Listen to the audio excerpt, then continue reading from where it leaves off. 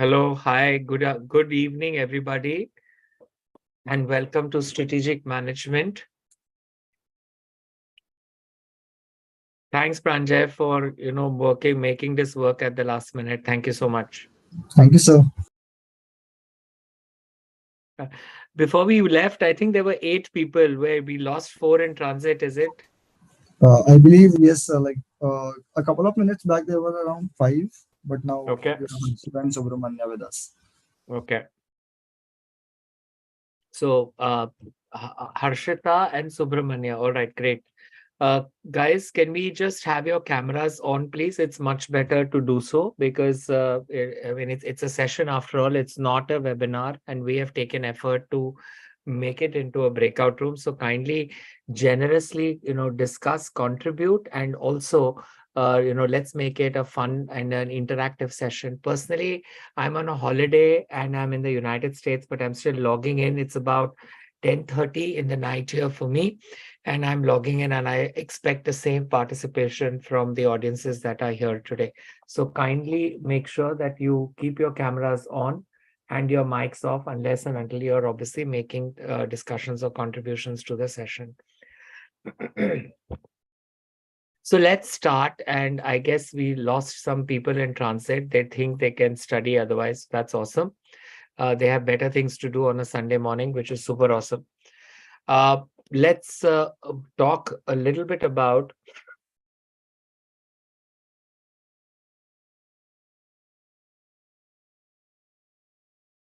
Arshita. Any particular reason? I hope you'll participate on the audio. Yeah. So Subramanya, it's you, me right now, and Harshita. So let's move on.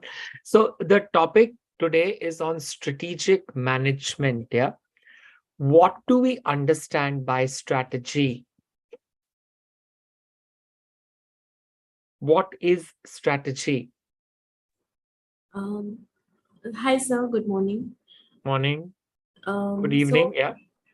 yeah, good evening to you, sir. By strategy, from what I understand, is a decision which has been, which is taken, keeping a long-term perspective in mind. Okay. Long-term perspective is mine. Any other views? Mm, Subramanya, your thoughts? I think it's a roadmap uh, to start or to create anything. Mhm. It's a roadmap to start something. Okay. Yes, yes, Now, strategy is the most used and the most abused word at the workplace. If it goes well because of senior management. If it does not go well, the person who's managing strategy is actually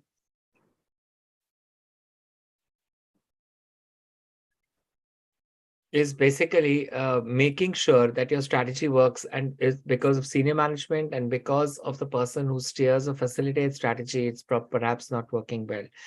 Very confusing context in terms of what is strategy, and therefore let's try and talk about another word along with strategy, and that is plan. What do you mean by a plan? And what, so there are two things, a plan and a strategy. I believe that strategy is a whole thing.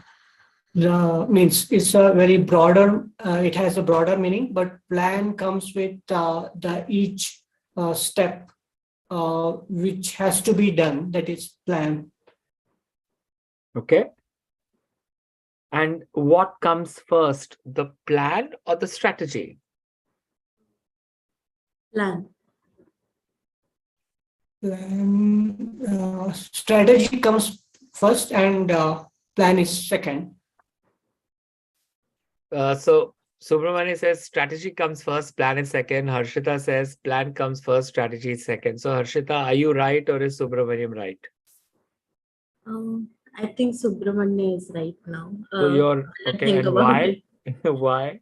Because from what I said earlier, strategy is a decision taken keeping a long-term perspective in mind, but to execute that decision, we need a plan, step-by-step plan. Okay.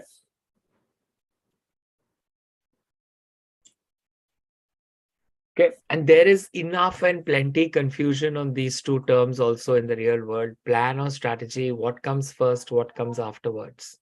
Now, we're not going to go and change the meaning, the words, but we're going to try and understand what is relevant for us as part of strategy. So, where do we want to go?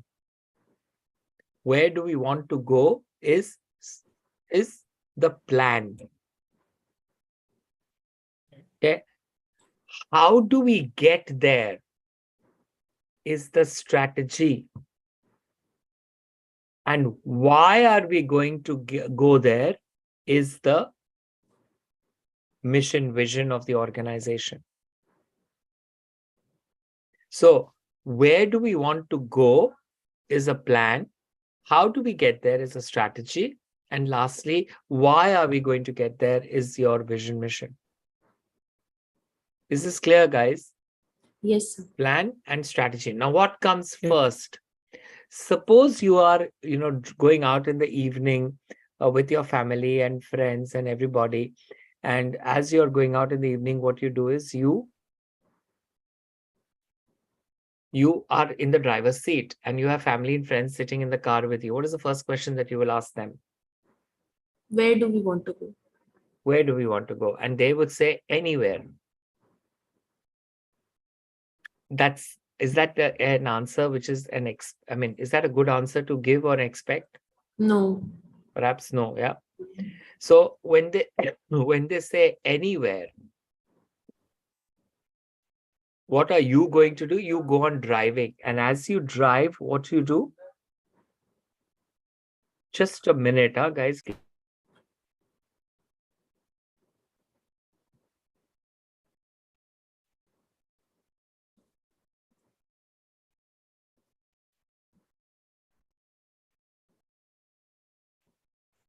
Press.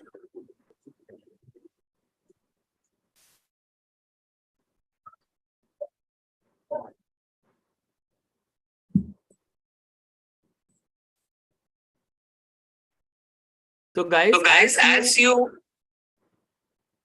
somebody has to. Okay.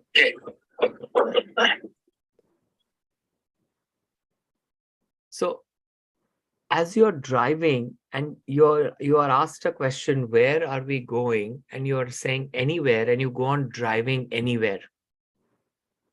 And then you arrive at a mall and your family and friends say, let's stop here. Is that better? Or if everybody in the car says, let's go to that mall, and therefore you go to that particular mall, what is better? You arrive at a mall by chance, or, or you arrive at a mall because you wanted to arrive there? Arrive at a mall because you wanted to arrive there. Correct. We have The latter, the second one, right? Yeah. And hence the plan will always come first and then the strategy. It is never going to be that the strategy comes first and then the plan. Okay.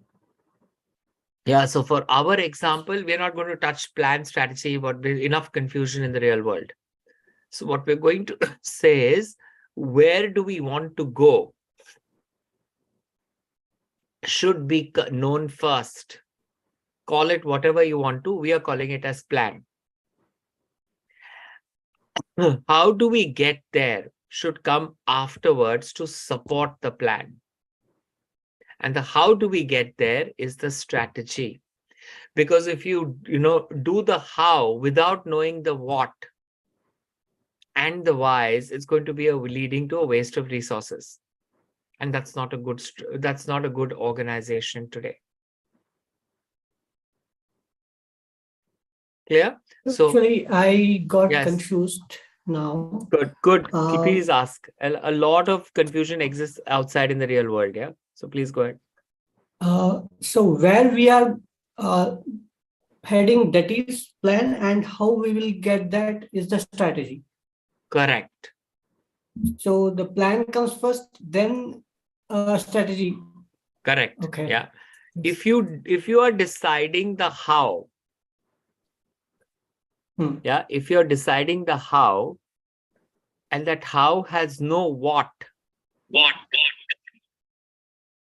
Yasha, you'll have to take care of your mute, and you'll have to keep your camera on, please. So it's better to know the what first and then the how, not the other way around. I am okay. I am introducing innovative products, and that's not a part of my strategy. That's not a part of my plan. Then why am I introducing it? It's a waste of resources. I want to be an employer of choice. I have a dictionary of words that says employer of choice, digital transformation, customer centricity. Everybody wants to do this, but very few people know what to do with this.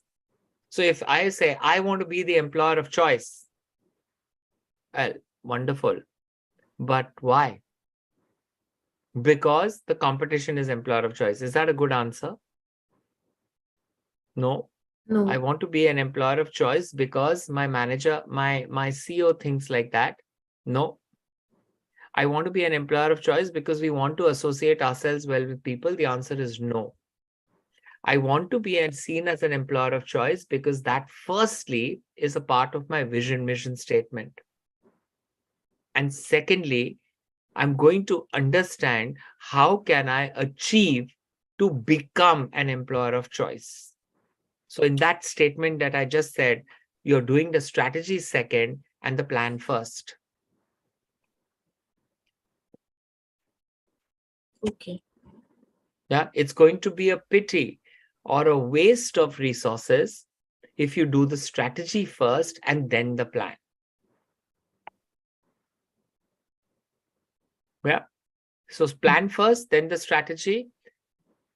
Plan is where do we want to go?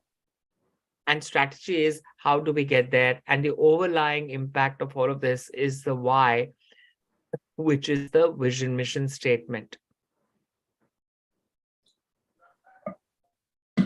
Yes, sir. It's clear. Clear? Yes. Completely clear? Any questions? Yes. Subramaniam, you were confused. Now it's better or more confused? Yes. No, it's very much clear now. Okay. Yeah. So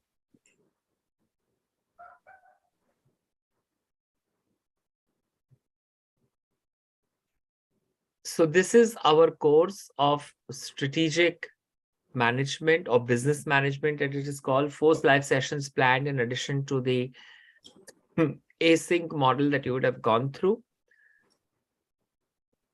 Why do we want to study this course? Firstly, you would have heard that earlier. If you're in the working space, just can you tell me one reason why you want to study this course, or why is this course important, or rather critical? This course as in strategic management. Why do you think that's essential? So because we are looking to be managers in the future, and it's important for managers to have a plan on where they want to be or where they want the company to be, and to know how to get there. So this is very essential. Subramaniam? Yeah, actually, sir, I believe this is the plan and strategy is required everywhere for each and every task what we do. Other than managers, always the business focuses on to ensure the profitable growth.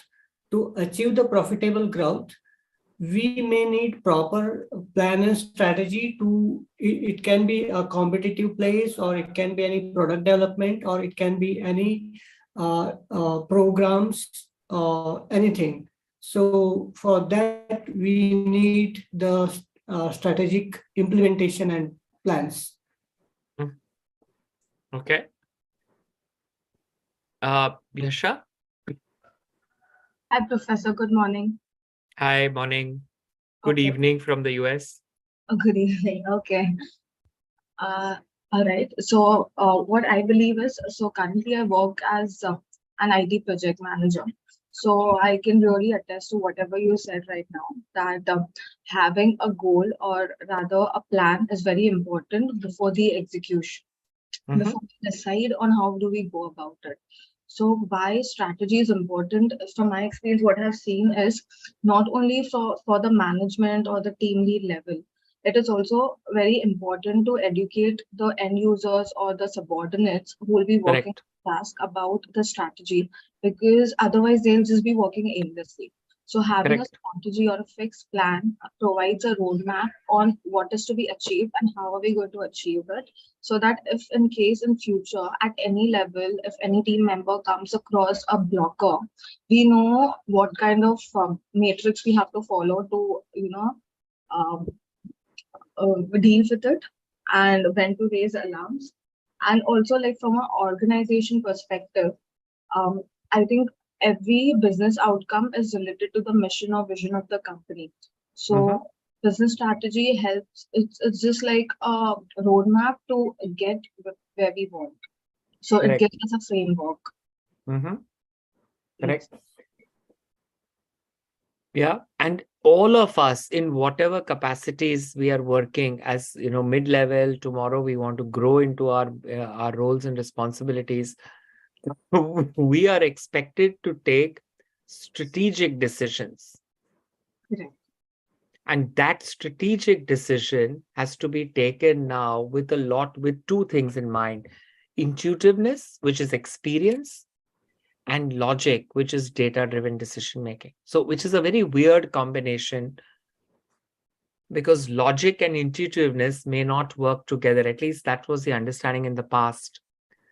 But today, it is becoming very, very important, because you must use data, but that data has to be backed up with your expertise and experience, because not everything can be answered in a very structured manner, particularly in the area of strategy. So that is one. Second, what worked yesterday may not work today. So agility is very important. At the same time, another thing, focus is also very, very important today. How many of you procrastinate when you take decisions or make decisions? Delay. Today, you want to take a decision, let's take it tomorrow. So we've practiced a philosophy saying, let's meet to meet again.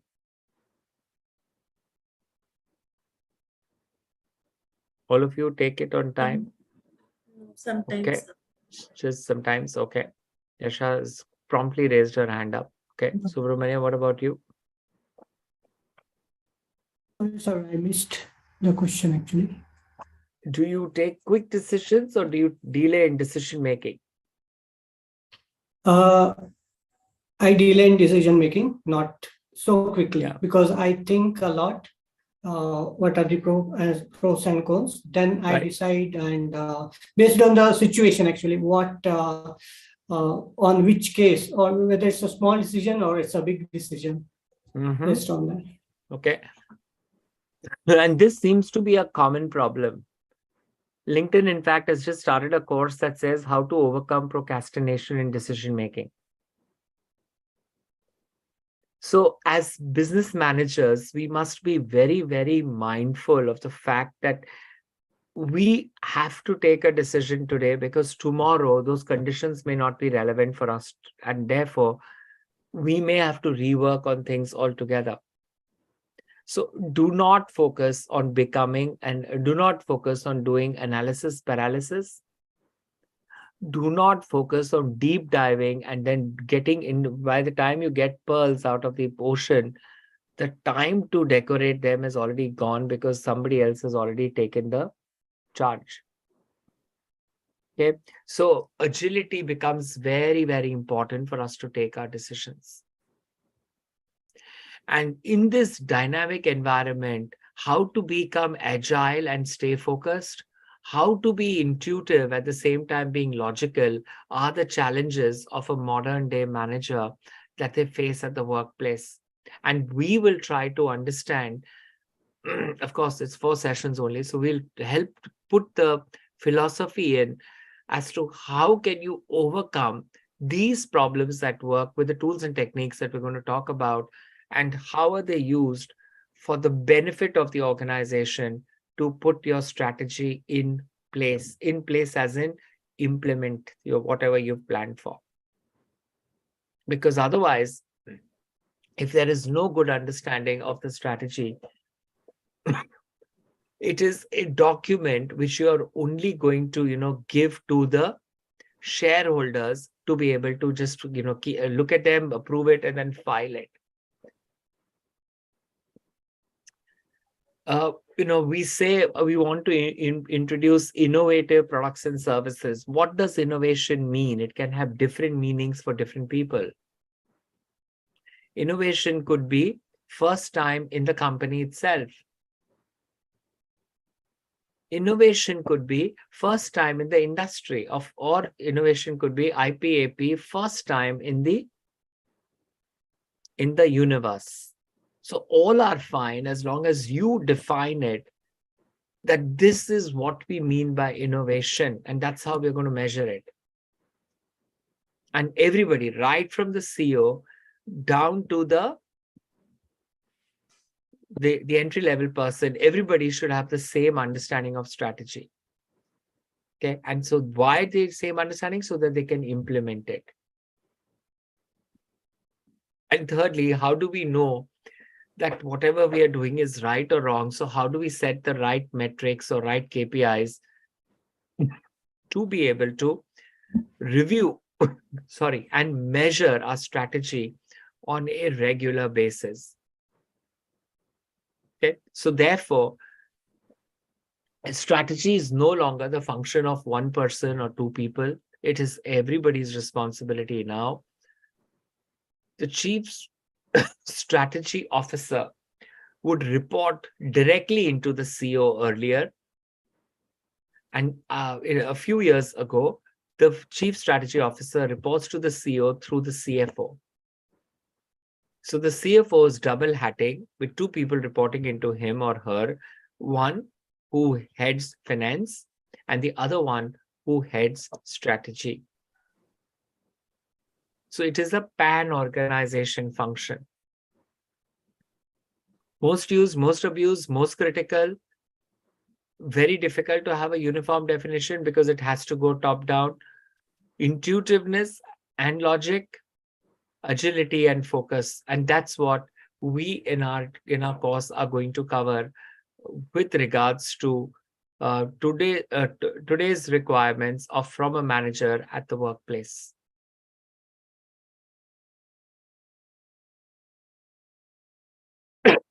That's how your 4 sessions are planned. Session 1, session 2, session 3, and session 4. And then you'll have your IAs also planned accordingly. So you'll do your, I think, the second session, whatever you're supposed to do async, you do your IA, and then we're going to be discussing that in the classroom. You'll be getting the opportunity in IA 4 and 5 to come back to it a little later, because that will typically come after we have completed the session. So we'll talk a little bit about IAs when it is due. Your first IA is not done as yet, right? It's going to be on Saturday. Is that correct? Yes, yes, sir. Yeah. This is what I was talking about. Strategy requires two things: strategic thinking as well as strategic planning. So strategic thinking is your agility and strategic planning is your focus. And that's what your manager is required to behave. At the same time, it's not easy though, but you're expected to demonstrate these two skills very strongly as you are going to help achieve the plans through the house that you will set in place. So strategy is a very complex thing because it leads to change or transformation. And that change or transformation is not something easy because not everybody in the organization is going to welcome it, especially when it is going to have a bad impact on their jobs. Yeah. Yes. When most of the jobs started getting digital, a lot of us had a lot of anxiety saying, and we still have, is it going to replace us? Is it going to take away our jobs? We've been told that we need to get digitally upskilled, but this is something that strategy has to look into, because post the pandemic, one of the key importance within organizations is human capital. People have become an important asset for the organization, and therefore organizations are investing in people. Okay, cash or culture? What do you want when you look for at an organization? Cash or culture? First culture, then cash, actually.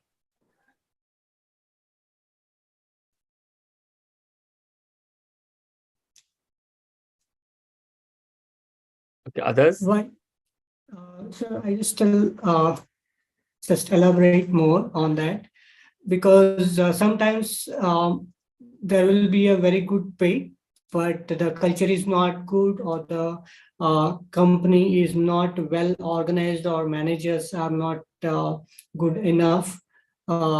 Maybe sometimes have to work for a night, stretching out, and even Saturdays, Sundays also, and there will not be leave.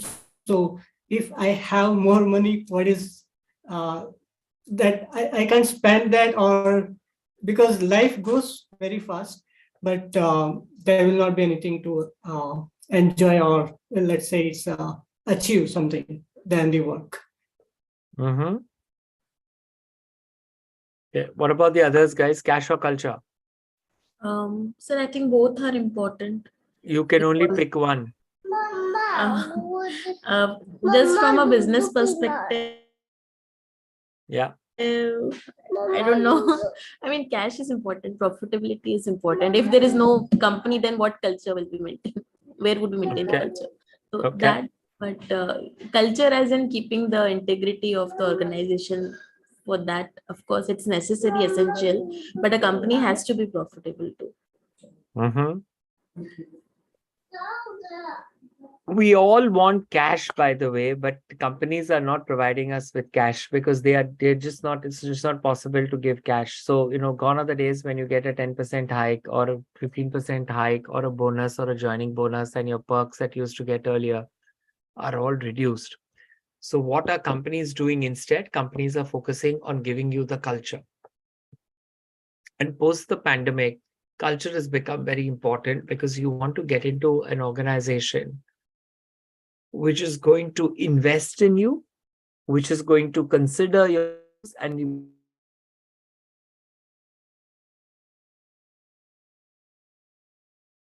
and they're focusing on flexi hours.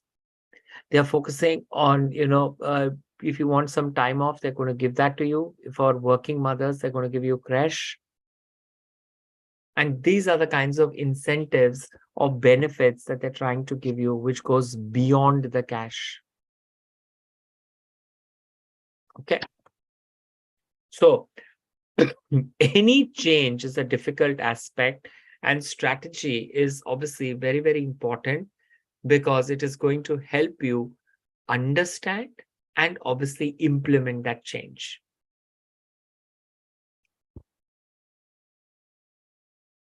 Now, a lot of times people say things like, our processes are very efficient, our turnaround times are very good. So what do we do is we are achieving our strategy.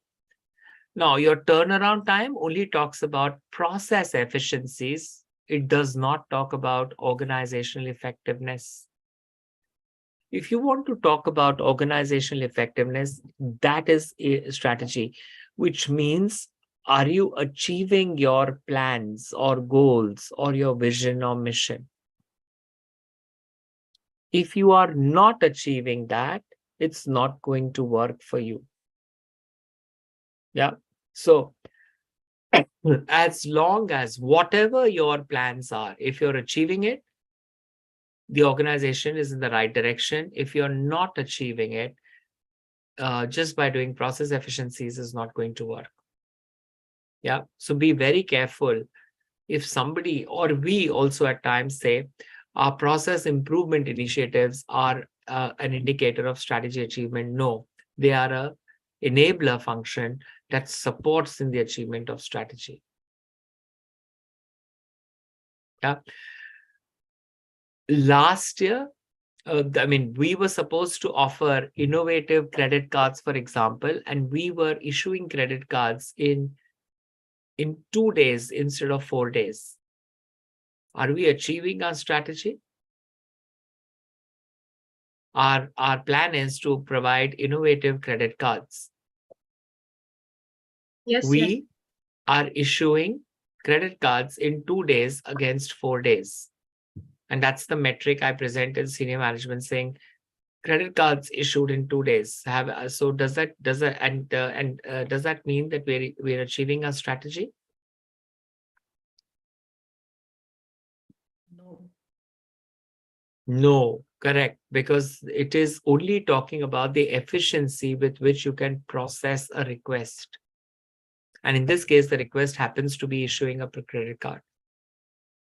But suppose I say, I want to count the number of innovative credit cards that I have launched, and then that becomes more relevant to me because that is helping me achieve my strategy. Yeah, so be very careful with the thin line of difference between process efficiency and organizational effectiveness to achieve your goals or your plans or your vision and mission. Yes.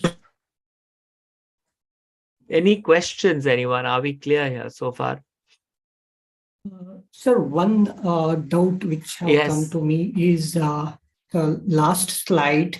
The highlighted was strategic thinking and strategic planning. Correct. How it is different, strategic thinking with strategic planning? So strategic thinking, as I said, is the agility, the promptness for decision, for implementing the decision. Strategic planning is the focus. I should not let my vision away from the goals that I want to achieve. Okay. Nowhere in my plan it says I must be an international operator and I have an international office. Does that make sense? No, it does not make sense because it's not a part of your vision mission.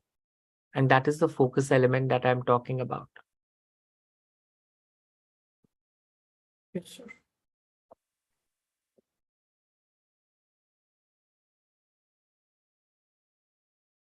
Professor, I have a question.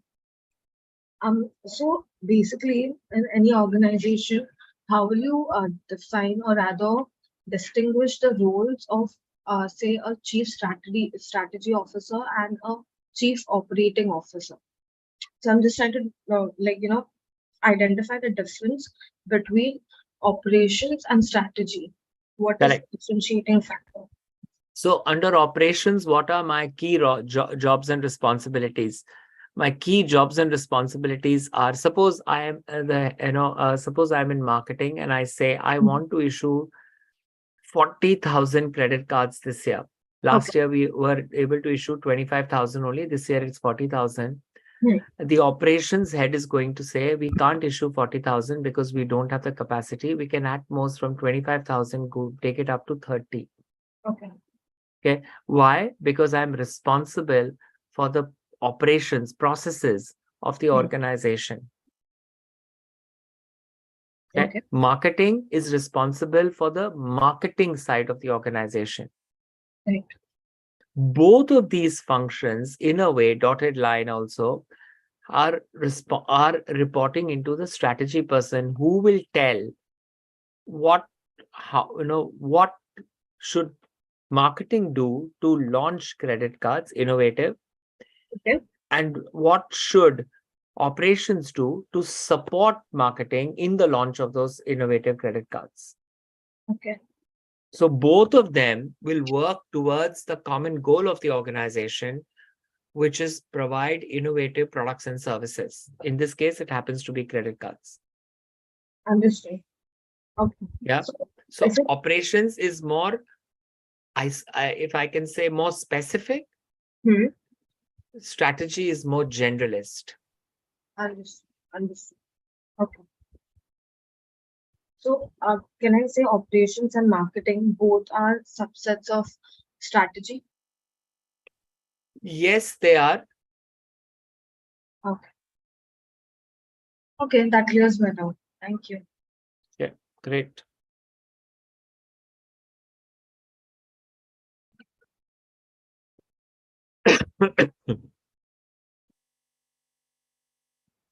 So this is a very famous saying in regards to strategy of David and Goliath. Here, this basically refers: do not get intimidated with the size of your competitor. If it's a big competitor, then don't get overwhelmed with the size of the competitor. Okay, fight your battles, create your niche, create your competitive advantage, and make a difference. But therefore, we say you are able to do that with agility and focus.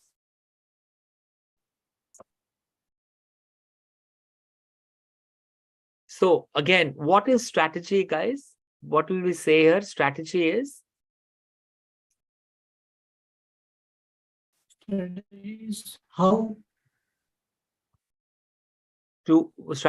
how to achieve the goals or the plans or the objectives. Yeah. And this is a definition of strategy given by Professor Chandler, who's an expert academic authority on strategy globally. What he says is, it is the determination of long-term goals and objectives. So you have to establish long-term goals and objectives, and at the same time adopt course of action and allocate resources to achieve these goals. So strategy includes both. You must plan and you must implement. Okay, another definition by Professor Rumelt from University of California. What he says is that there are three aspects of strategy: a diagnosis of where we are currently, a guiding policy of where we want to be, and a coherent set of actions talking about how do we get there. Yeah. So that is what strategy includes. Understanding where we are, having a very good knowledge of where we want to be, and third part is how will we get there, the actions.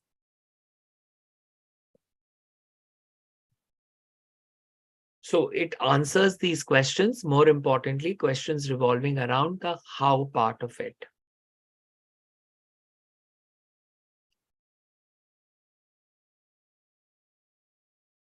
So when you do strategic planning, now, all of this is called as part of strategic management. So within that, the first thing that you do is you plan.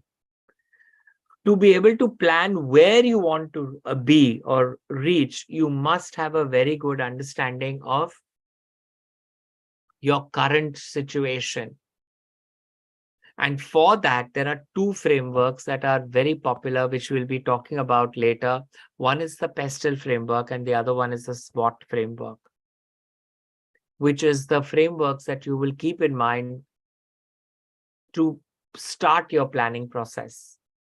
Without these two, you cannot start your planning. They are absolutely essential for you to look into it. Any idea what is PESTEL? The acronym? Yes, sir. Have you used this? Yes. Political, economical, social, technological, legal, and environmental. Mhm. Actually, the other name we use in day-to-day job is like macroeconomic analysis. Correct. So that is absolutely right. Political, economic, social, technological, legal, and environmental.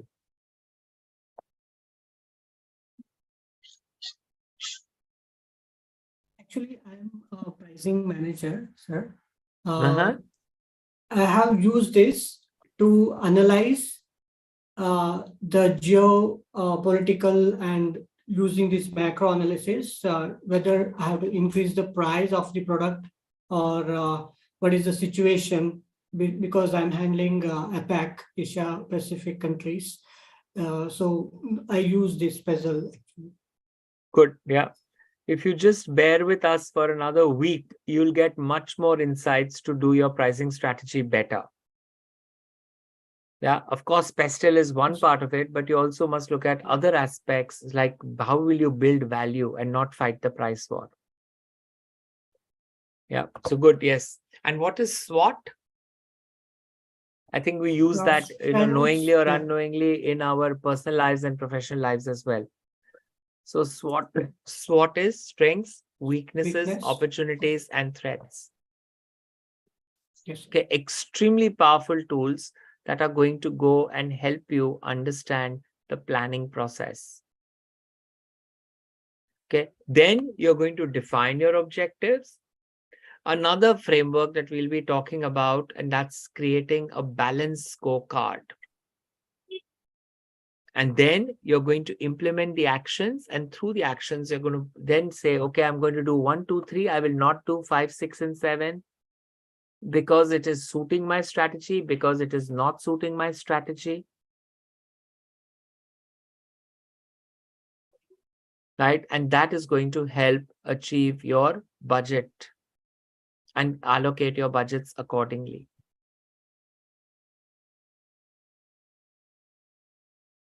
Yeah.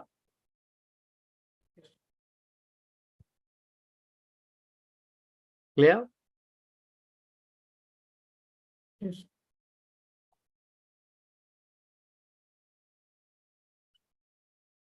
So planning, don't let the process overrun you. When you are planning, please make sure that you plan, don't over plan because you have to implement also. Sometimes you plan for such a long time that you forget that you have to implement it also.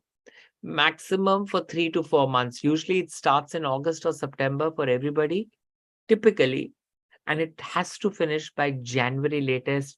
It can't finish in June or May next year. You've lost a whole year. I mean, half the year is gone if you just continuously play. You may get the best plan, but you will have lost 6 months to implement it. What is these are very common examples which you may have heard earlier also. What is popular about these examples? What is so common about these examples? Netflix, Uber, Apple, Amazon, Airbnb.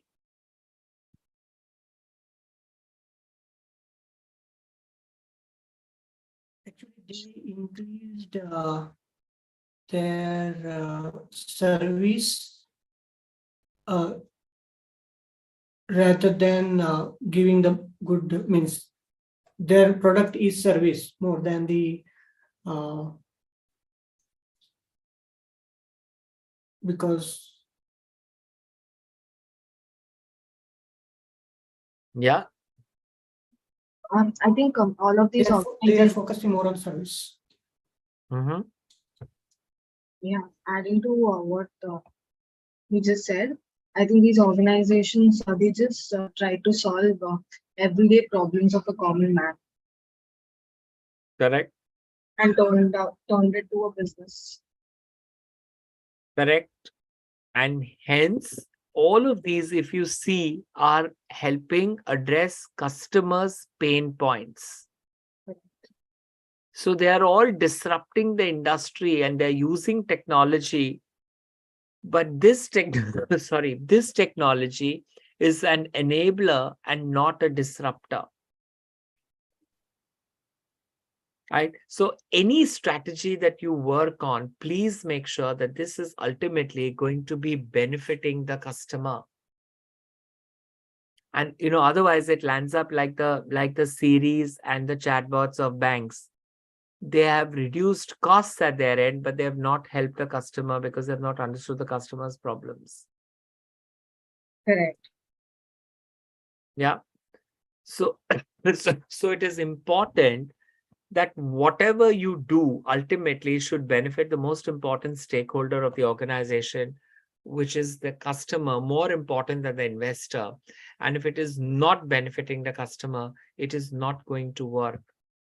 But if it is benefiting the customer and it is easing or increasing convenience to the customer, it's going to work. And remember, you can also charge a price premium if you fulfill the convenience element of your product and service of the customer, obviously. And all of these are addressing that pain point to meet the customer's unmet needs and hence provide more convenience to the customer.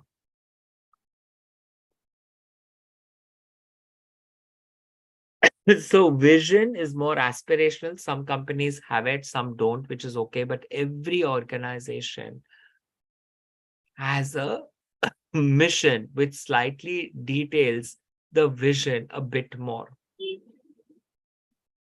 Okay. This concept is also becoming extremely popular today, which is this red ocean strategy and the blue ocean strategy.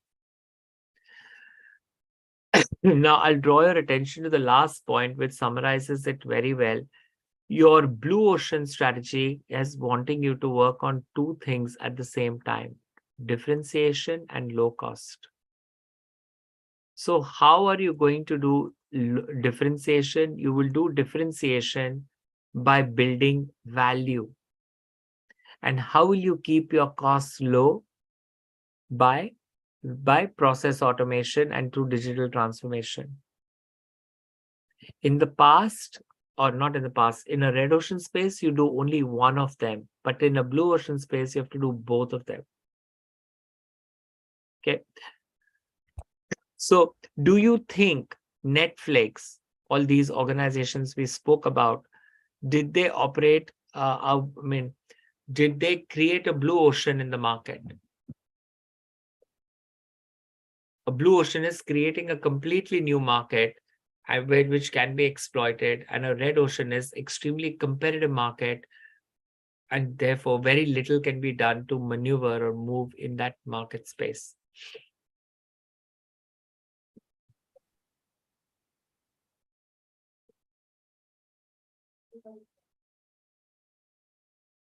Did they or did they not? Actually, they did, because Mhm. it was a new idea for all these Netflix, Uber, Apple, Amazon, and Airbnb. Mhm. Yes, they did, absolutely, because what they did was they created a new world which was pure, which was not competitive, and they disrupted the industry altogether. Okay, but the interesting part is today's blue ocean can become a red ocean tomorrow because competition will follow you as well. So you can't become complacent. You have to constantly evolve. Typically, your blue ocean need arises within 10 to 12 years.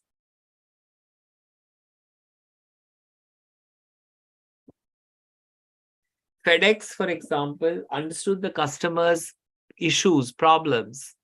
They were not able to pick up their deliveries during the office days or during the work days. So they started their Sunday deliveries to meet the customer requirements. Starbucks, as we know, is another classic example wherein it started as an on-the-go coffee to a coffee experienced culture. And they were the ones to really make a big difference in the coffee culture habits of people.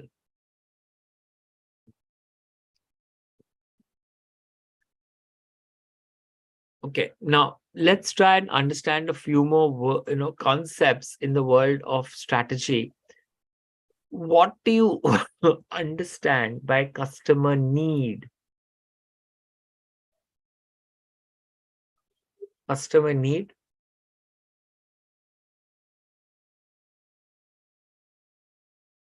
Let's ask you a stupid question. Do you need a smartphone?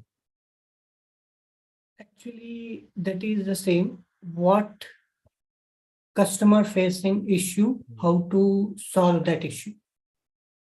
Okay. Okay. Do you need a smartphone, guys? Yes.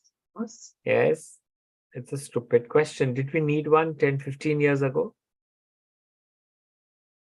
No. No. Yeah. And therefore, what is need? I need it because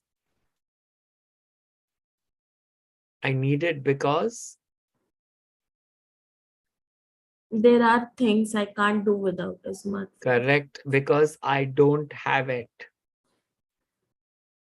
Mm. Right?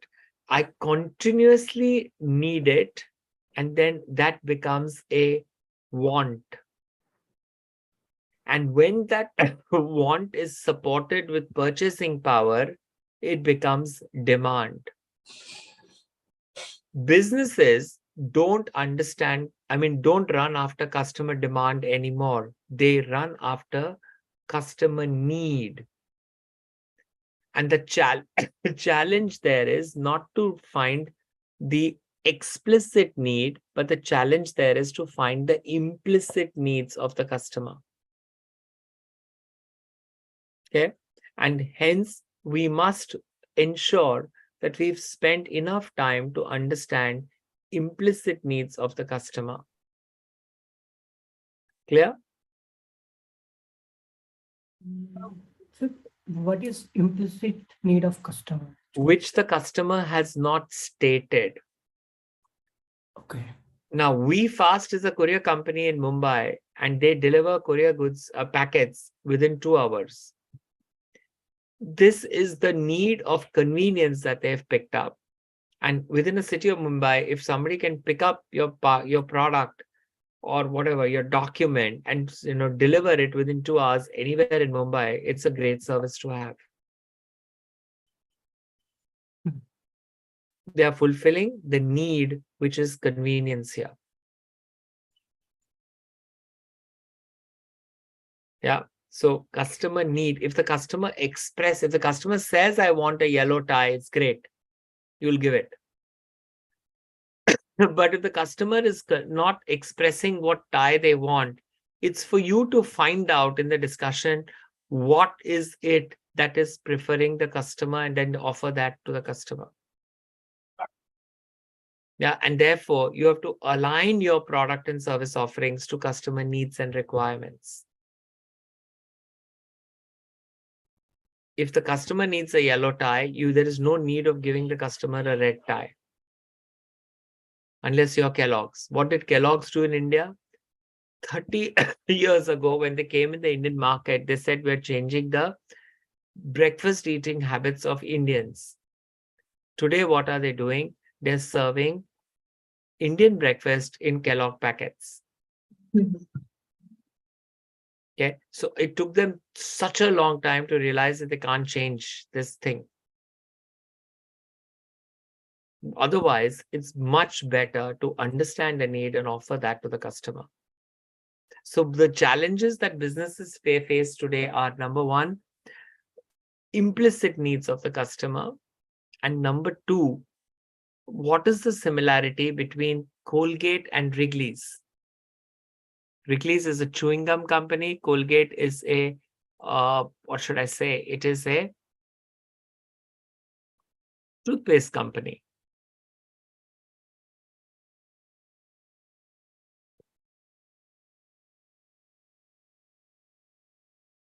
Any connections you guys can see?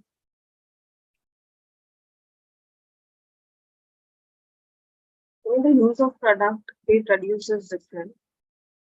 Colgate is to be used externally, but I think chewing gum is edible.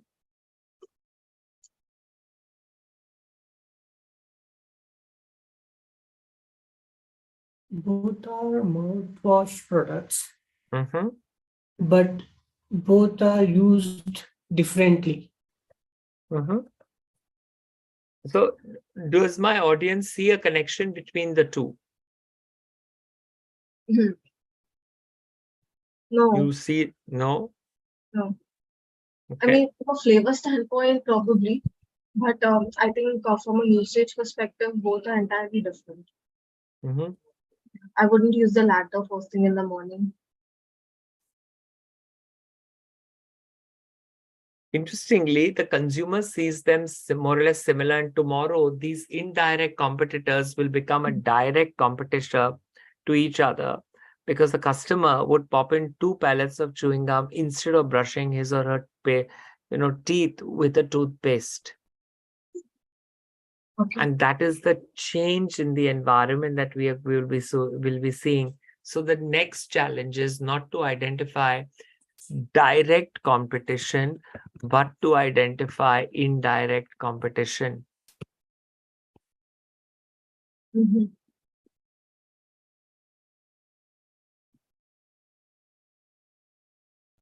Yeah. And also, implicit needs are difficult to understand. We have to spend time to understand them as opposed to explicit needs of the customer. Right. So, is there any framework to understand implicit needs of a customer? Yeah, there is a lot of research and insights that we carry out from the customer to understand, like customer satisfaction, like customer needs assessment, qualitative focus group discussions to understand these needs. Yeah. Okay. Okay. So they are your qualitative and quantitative feedback that you get from the customer.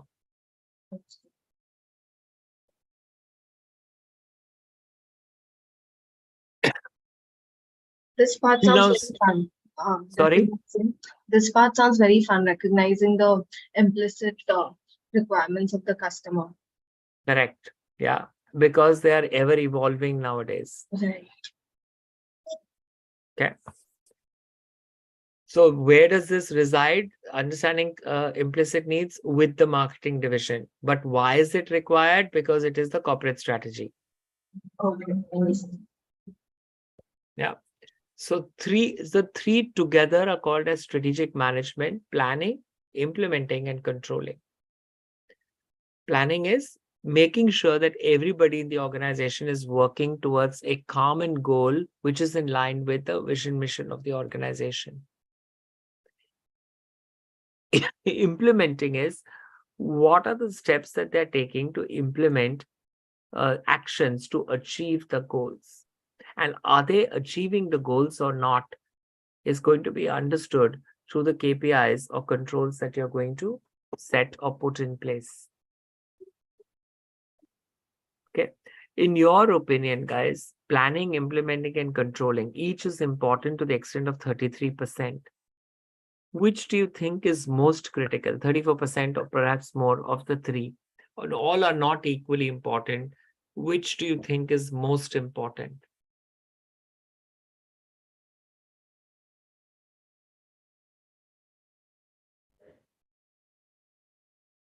First, the planning. Planning. Okay. Why? Because all other implementing and controlling are dependent on the planning. So first, we have to take care of the planning is the first and foremost most important. Mhm.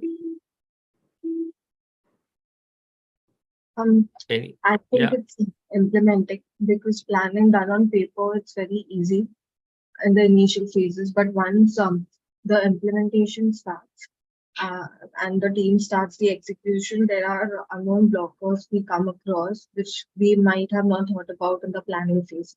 So major time it goes into implementing. So I think it would be implementing.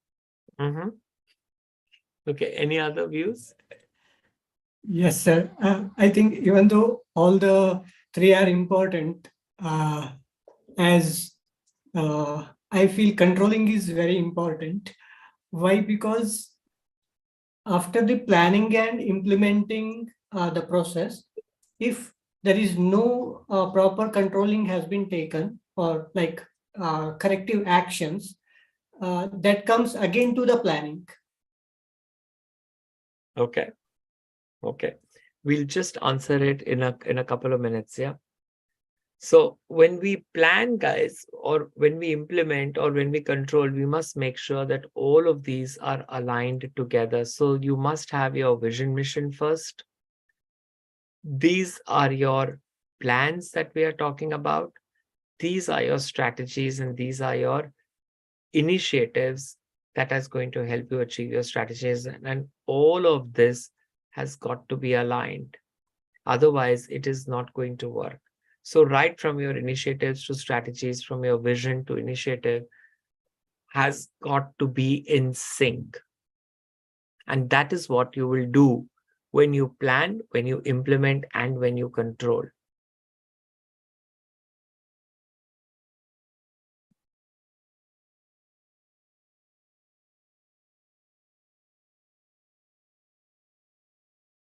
The CEO's role is very, very important here in making sure that the strategy is working. The CEO is the company spokesperson uh, who is driving the strategy and does not only come in and say, okay, the strategy season has started and now it'll end. It is going to, the CEO is going to make sure that all the actions that you've agreed upon are actually being implemented.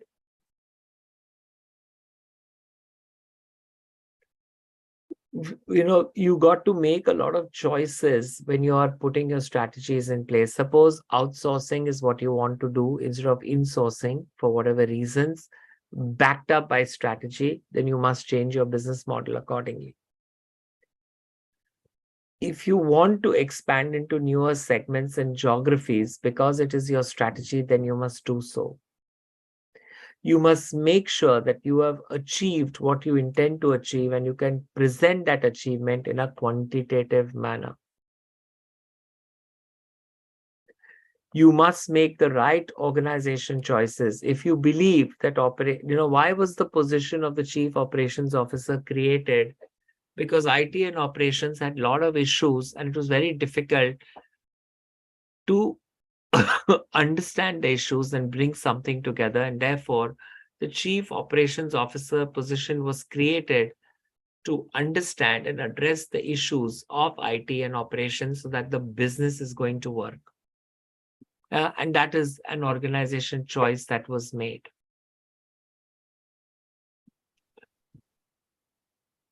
So any change or transformation is not going to be easy. You need the blessings of the CEO and the board of directors, else it's not going to work. Okay. We must make sure that we understand the plans, we implement them, and have the right set of controls. We must make sure that operational efficiency is not strategic achievement.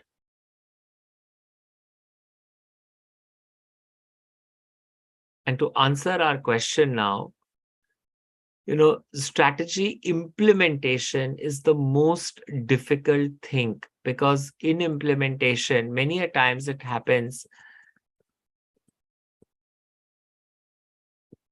that when you plan and then suddenly you tell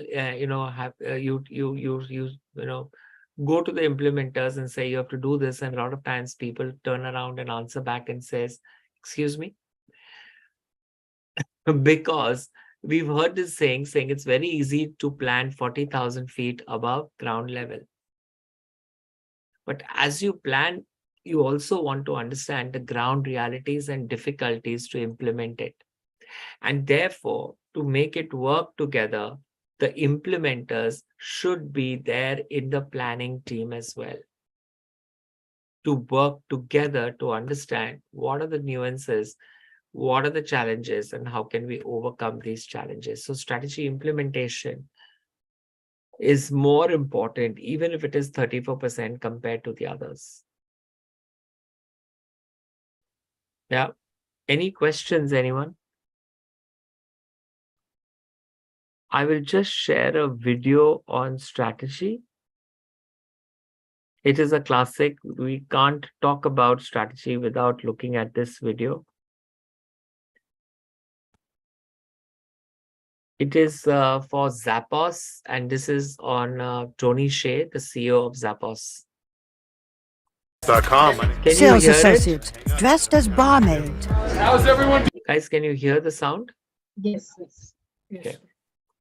doing? Are you being safe? Spider-Man in the cafeteria. Go! Racing toy cars in the middle of the office. What's going on here? Welcome to the zoo. What you are witnessing is a social experiment by Tony Hsieh, the entrepreneur and mastermind behind Zappos, the online shoe company. His revolutionary way of running a business has made Zappos into a $1.2 billion powerhouse, and he got there with the guiding principle: great things will happen if you make employees happy.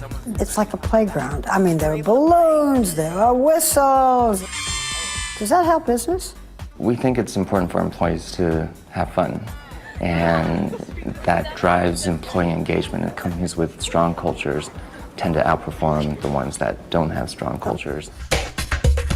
Hsieh's hugely successful company sells over 1,000 brands of shoes in just about every style, size, and color, shipped 24 hours a day, as many as you like, and it's free shipping both ways.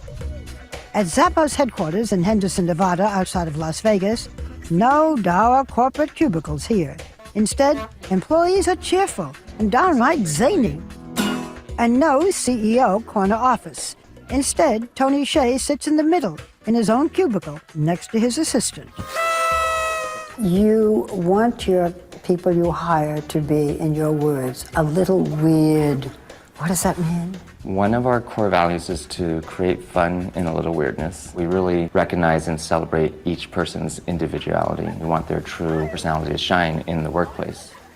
Tony Hsieh has been a maverick from an early age, the son of Taiwanese parents with high expectations. My parents wanted me to get good grades and eventually become a lawyer or a doctor. But Tony launched his own little rebellion before he hit double digits. Your parents wanted you to learn musical instruments, but you deceived them. What did you do? I really did not enjoy playing musical instruments, so I would play recordings of me playing the piano while my parents were still in bed, so they thought I was practicing. Do you play any instruments today? And I can pretend to. Hsieh began to show an instinct for business at just 9 years old. I had this idea of buying a lot of worms, and then I would grow my own, and then I could eventually sell worms. What happened? Maybe a week or two later, all the worms had escaped, so that was the end of my worm farm business. Good grades got him into all the top universities, but he went with his parents' choice, Harvard. You didn't go to any classes. How come you still got A's? Reading the material on my own or getting notes from friends. Is it true that one of your courses was Mandarin Chinese, but you already spoke Mandarin Chinese? Yes, it was first year Mandarin Chinese.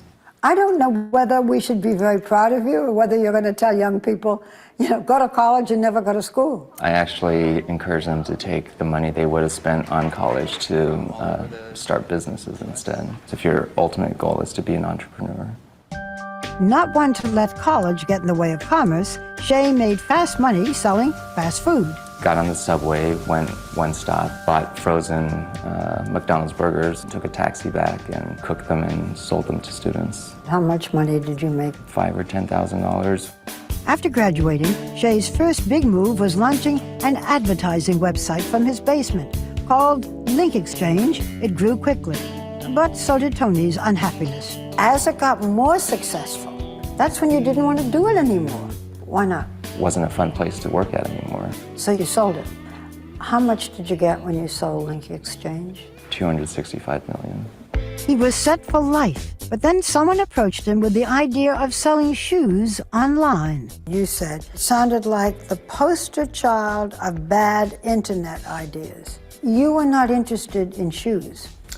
I'm actually still not interested in shoes. It was the most exciting business from a growth perspective, and I really like the people there. Hsieh jumped on board as CEO, and this time he would build his company differently. I definitely did not want to repeat the same mistake I had made at my previous company where the company culture just went downhill. If I was going to go into an office every day, might as well go into an office with people I would choose to be around, not be around purely just for business reasons. Shay is evangelical about making sure his employees are happy, offering free food in the cafeteria, covering all medical benefits, and even supplying a life coach to help employees reach their goals. I just was accepted to the brand marketing internship. Oh, that is awesome. That is great. Congratulations. Fortune magazine named Zappos one of the top 10 companies to work for. There's some rowdy folks. Feel free to take pictures and video as we go around. And the business world is taking notice. Don't mind the silly string, folks. It's Superhero Week. Employees from other companies often show up at Zappos headquarters, taking tours and trying to understand what makes Zappos so successful, often with disbelief. I think they think we're nuts. I think people are generally afraid to allow employees to be themselves because then they feel like the power is taken away. It's really more than just a place to work. It's a lifestyle. Most Zappos employees, when they leave the office, leave to hang out with other Zappos employees. Not because we force them to, but because they actually choose to. After a decade, Zappos dominated the online shoe industry, and it's expanded into other products.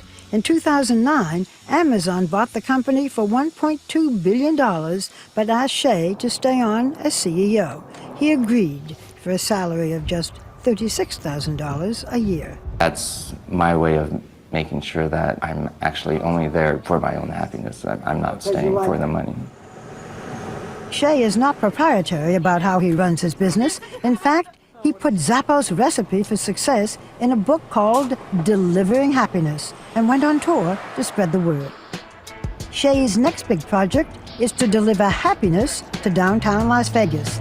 We are in the Fremont East District right now. It's an area that most tourists don't know about. This is where the locals hang out, and there's a real sense of neighborhood and community here. His vision: revitalize the distressed downtown area into a high-tech hub, bringing in more jobs. What does success mean to you? The ultimate definition of success is you could lose everything that you have and truly be okay with it. Your happiness isn't based on external factors. Could you lose everything and be happy? I think that would actually be a fun challenge. This is Sadie. She's on Verizon, and she's got the new My Plan, so she gets exactly what she wants and only pays for what she needs. She picks her perks and saves on every one. Make your move to My Plan. Act now and get it for $25 when you bring your phones. It's your Verizon. On November 27, 2020, Zappos founder Tony Hsieh died from injuries he sustained in a house fire at the age of 46. At the time, David Jeans and Angel Al-Young led coverage for Forbes on the tech mogul's mysterious passing. They uncovered a tragic story of a downward spiral fueled by drugs, mental health issues, and a never-ending search for happiness.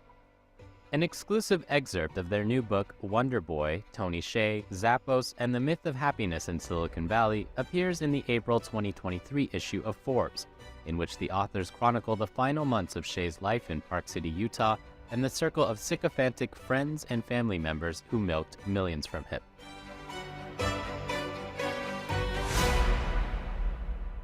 The book excerpt focuses on a very small window of Tony's life in 2020 when he was in Park City. And this particular episode focused on the friends and people who surrounded himself with, which included family members, it included longtime friends, and it also included people who just entered his life. And what we were trying to document in this particular chapter was how some of those people had entered business agreements with Tony at a time when he was spiraling with drug use. Essentially, he had spent years living in downtown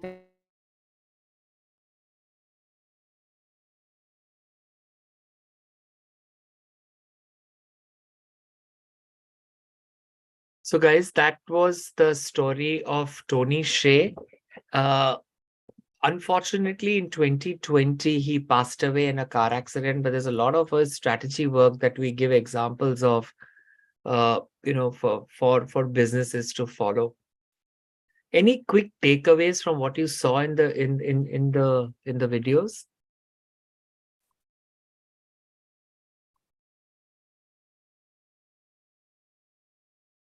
So he was giving more focus on the culture than the pay.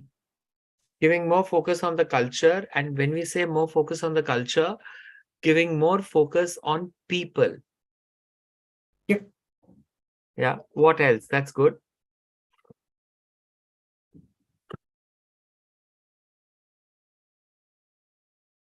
Anything else?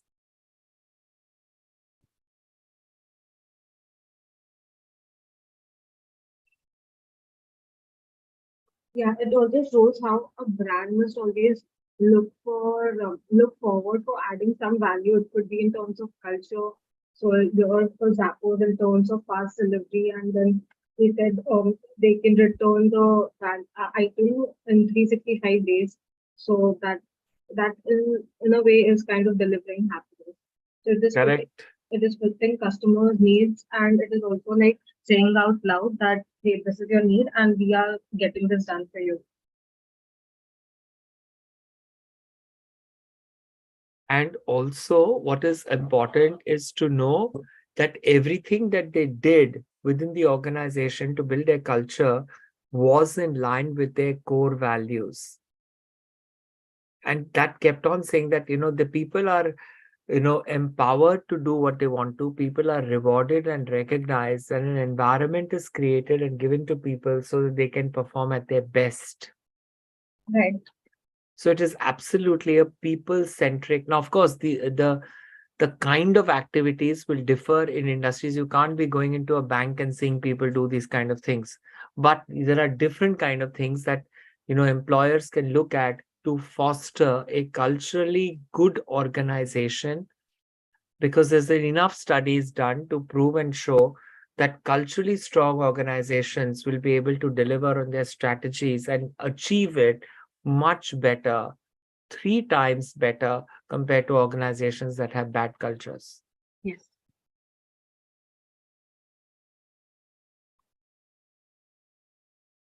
Okay, so all three are important, but implementation is more important than the others, because if you don't implement, obviously all those good things that you've thought about is going to be lying, wasteful.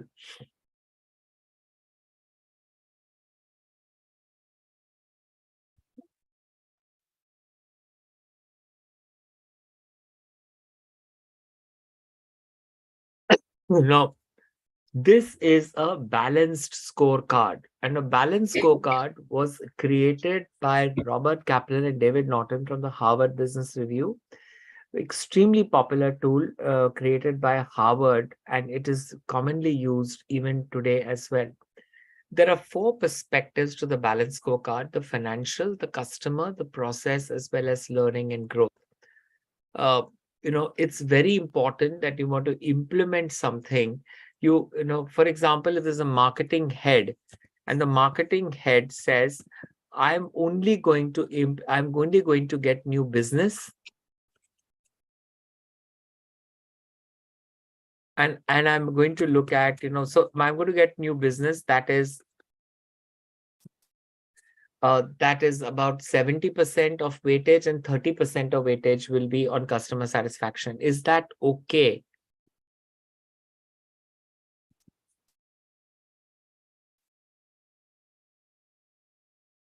If your marketing head says, I will only do this, is that okay?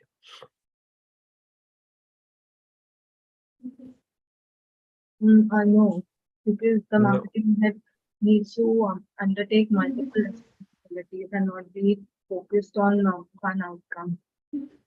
Yeah. If the employees or the teams of the marketing head are not performing well, and if we get a low score on employee engagement, then that is not getting measured here at all.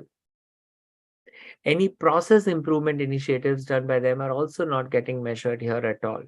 So this is an imbalanced objective, focusing on a few elements, 70% on business.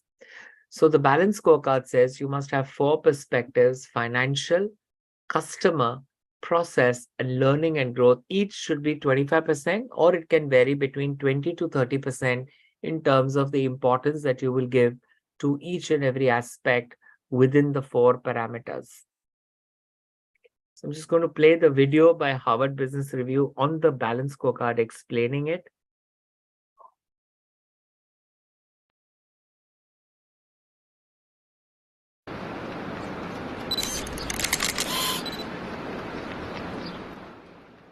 How will the decisions you make today affect your business tomorrow? That's the most important question a manager can ask. But to answer it, they often rely on financial metrics, which can overemphasize the short term. To win in the long term, you need to take a more balanced view. That's why Harvard Business School professor Robert S. Kaplan and consultant David P. Norton developed the Balanced Scorecard. The scorecard uses 4 perspectives to measure your company's health. The financial perspective, are you doing well by your shareholders, is only the first. Second is the customer perspective. Do they like your products and services? Next is the internal perspective. Can you efficiently deliver what your customers want? Finally, there's the learning and growth perspective. Can you continue to improve and create value? For each perspective, you need to list both goals and metrics. Take one semiconductor company that was an early adopter of the Balanced Scorecard. Its financial goals were to survive, succeed, and prosper. For assessment, it used cash flow, quarterly sales growth, market share, and return on investment. Its customer goals were to develop innovative, tailored products, to get them to market faster, and to become a supplier of choice. To measure success, managers used percentage of sales from new products, on-time delivery rates, and popularity with key customers. Looking internally, the company prioritized goals like excellent manufacturing, producing new designs, and introducing new products, and again developed operational measures for each goal. Last, for its learning and growth goals, it decided to focus on developing new products rather than improving existing ones. The semiconductor company found that learning and innovation led to better competencies and processes, which in turn boosted customer satisfaction and ultimately generated better shareholder returns. In other words, they learned that the order of the Balanced Scorecard matters. When used correctly, it reveals the real drivers of long-term success.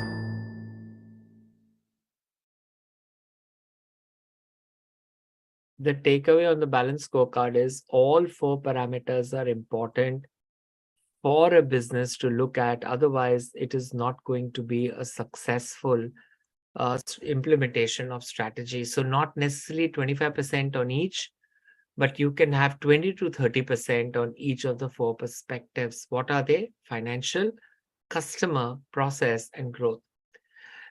Now, the financial perspective typically is owned by the CFO because they have all the financials with them.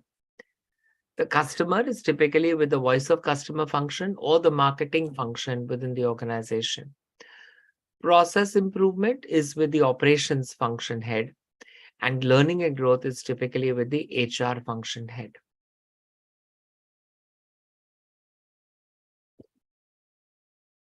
So how are you going to create them? You'll basically look at what are your strategic pillars and what is important for you to achieve coming out of your vision mission statement. And then you're going to create a balanced scorecard saying, how are you going to achieve what you intend to achieve, and what should be the KPI or control measures to achieve it.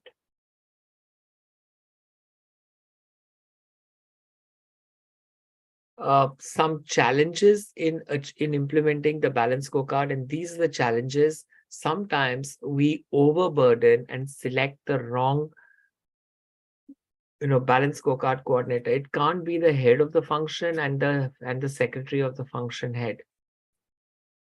It has to be a person who's going to facilitate, get us the right information from the department, and not just say, I will give it to you once my manager gives it, or I'll give it to you once my function head is going to provide it. No.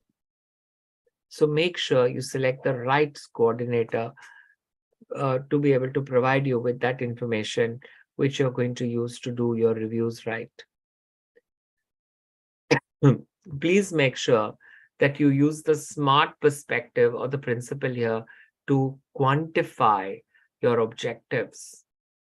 And then you have your implementation challenges. Please don't overburden one person with everything.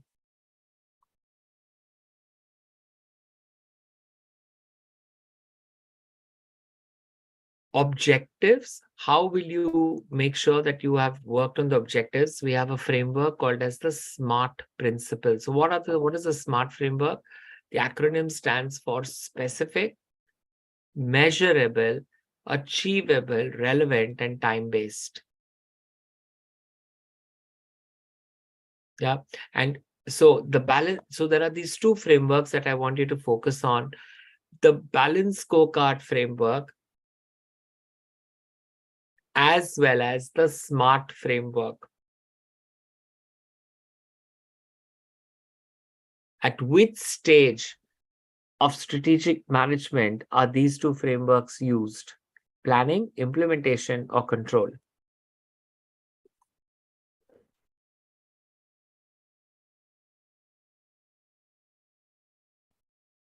Balanced scorecard and SMART, which two stages are they used?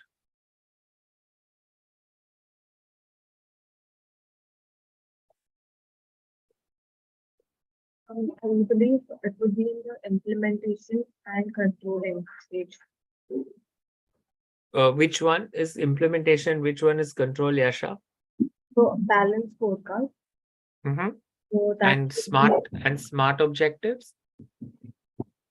SMART, I'm not very sure. Okay. Anyone else? I think SMART is used in controlling. BST is used in implementation. One thing is very clear, they are not planning tools here. Correct. The balanced scorecard is an implementation tool. The SMART framework is an implementation tool and also a control tool. Okay, and therefore, because if it is not quantified, if it is not following the SMART principle, it's not going to help you put your KPIs or control measures in place. Yeah, so in today's session so far, the two frameworks that you will understand for life is one, the balanced scorecard, and the other one is the SMART principle. Balanced scorecard for implementation of strategies, SMART principle for control as well as implementation of strategy.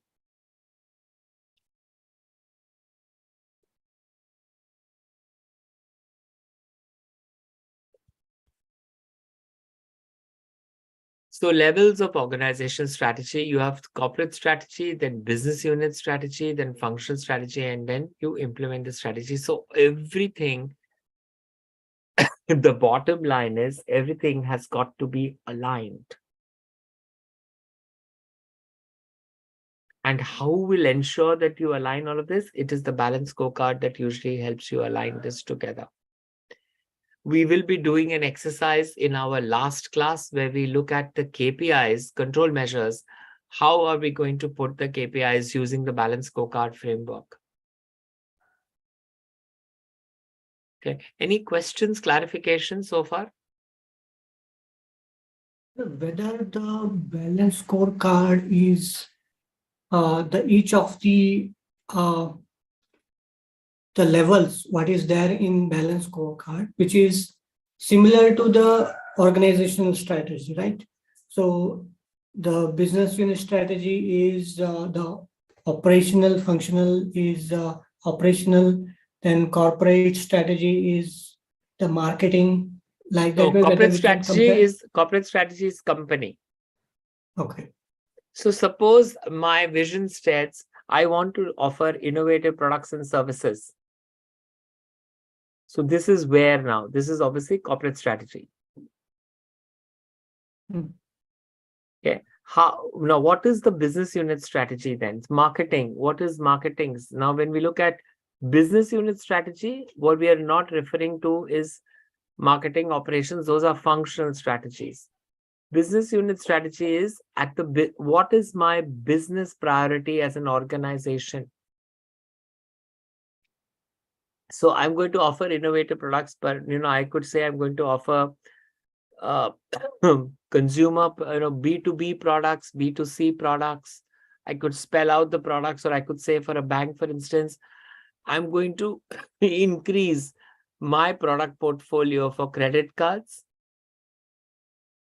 and I'm going to increase my product portfolio for loans as well. That's my business goals. My business goal could also be that I'm going to improve my process efficiencies through process automation. That can be my business goal also. And that is going to then percolate down to functional strategies, say marketing, operations, IT, finance, HR, whatever. And then I will implement it by monitoring and reviewing it to make sure that I have implemented my strategy and I have achieved what I intend to achieve.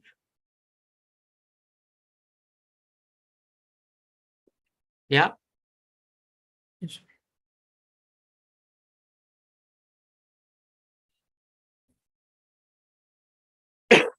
Now, this is important. It used to be on my softboard, and this is the issue of strategy implementation.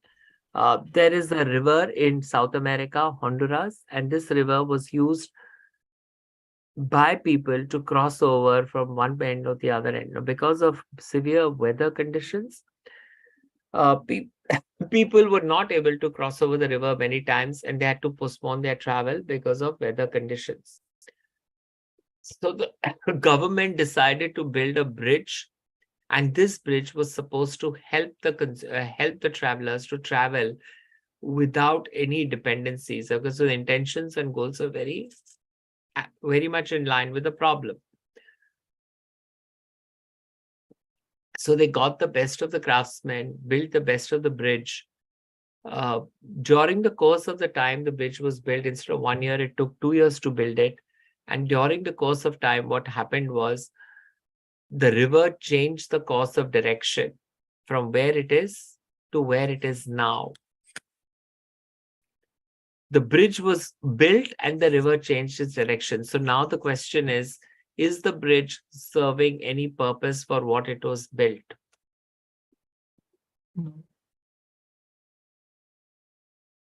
So something has to be done about the bridge instead of just keeping it there. Yeah. And that is what we say, agility and focus.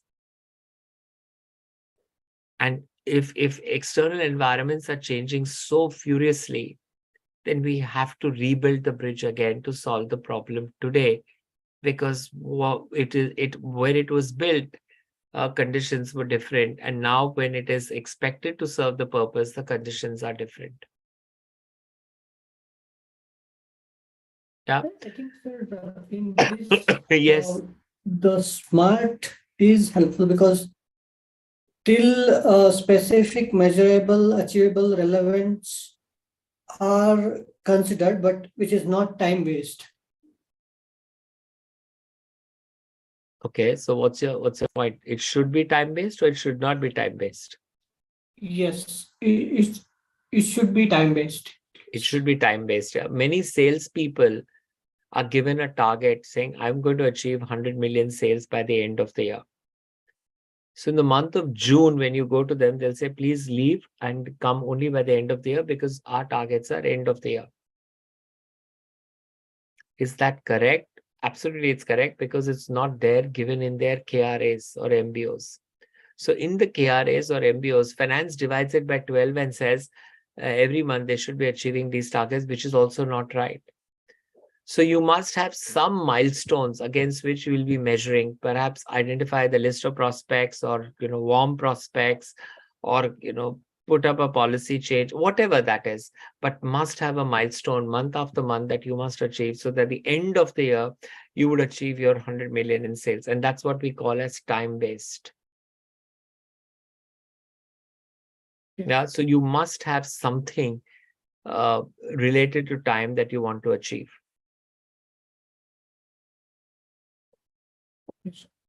Yeah.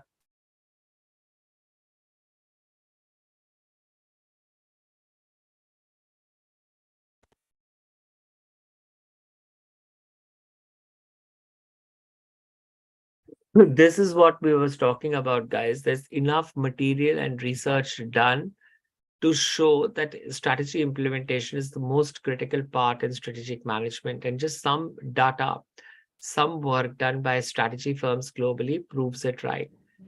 2/3 of the strategies that are formulated are not being implemented according to HBR. Different consultants say about 50 to 90% of strategic initiatives are not implemented or not completed.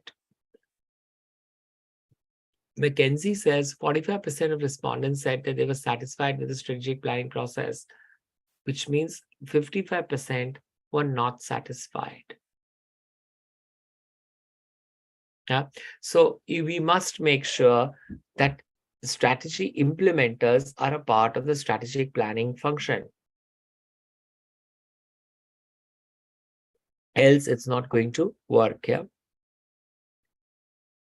So these are the key barriers for strategic implementation that people have said globally, and there are 5 of them.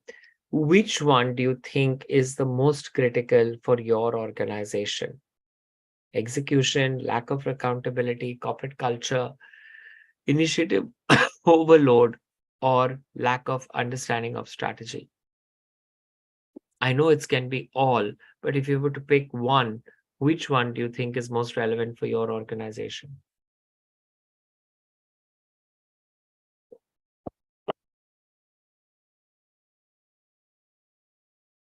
Yes.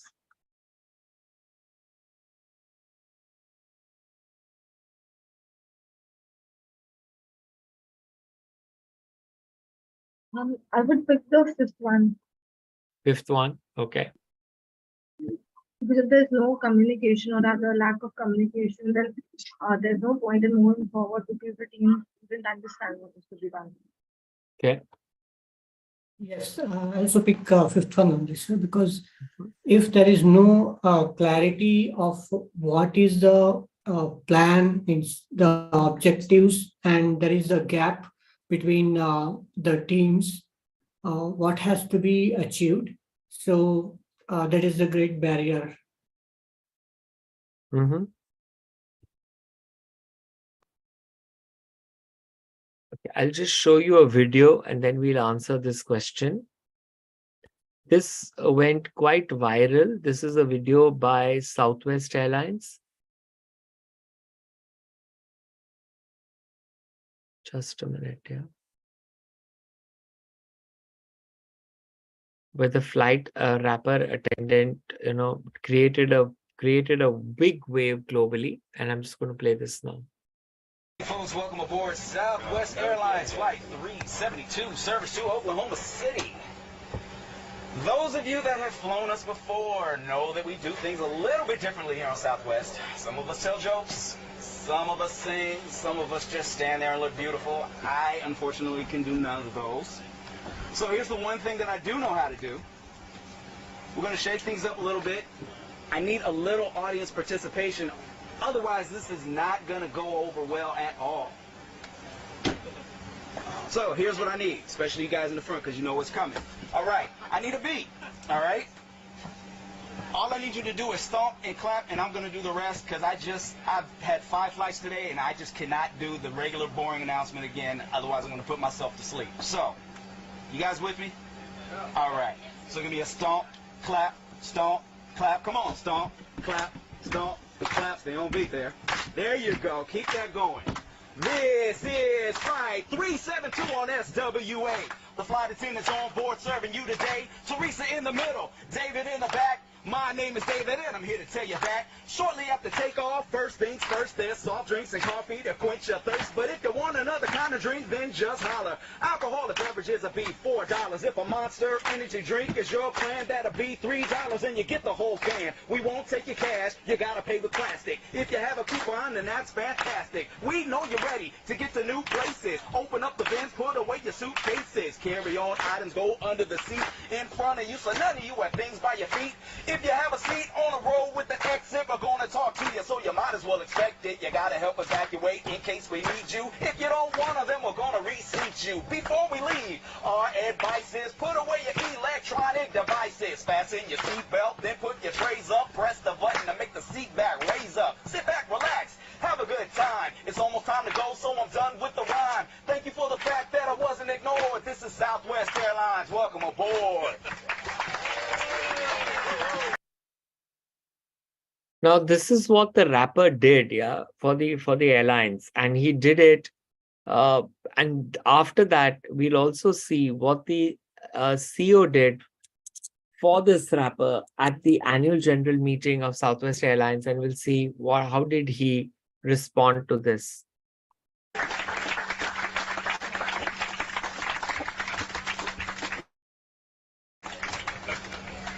Thank you very much for my beat. I appreciate that. You will not get that on United Airlines, I guarantee you. Wrapping flight.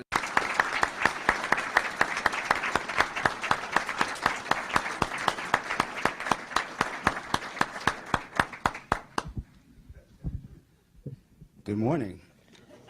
Wow, what a build-up, rhythmic ambassador.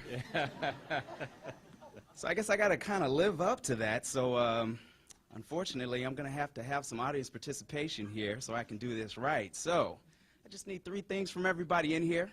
Could you stomp? Could you clap? And please stay on beat. I will take care of the rest. So let's get this going and see what happens. So give it to me. Stomp, clap, stomp, clap, stomp, clap. Very nice. Clap to the beat with the person beside you. The reason I'm here is to provide you with entertainment. That's understandable. We do this meeting every year. In other words, it's annual. We want to give you a more complete picture of Southwest results, so you get a mixture of non-GAAP results that'll be included in comments by management, not to be disputed. On the website, in case you haven't seen this, southwest.com for your convenience. Go to the section, Investor Relations. There you will find a reconciliation of these results from non-GAAP to GAAP. I bet you didn't know that you would hear it in a rap. Also included on the site is a description of factors that just might impact the statements you'll hear at this meeting. The forward-looking statements, and this bears repeating, forward-looking statements are things that have to be based on the company's goals and strategies, estimates, beliefs, and intentions for the future that we need to mention. Now that you heard everything that we told you, Southwest is glad that you're all shareholders. Here's Gary Kelly, the CEO. So grab the mic, Gary, because now it's your show.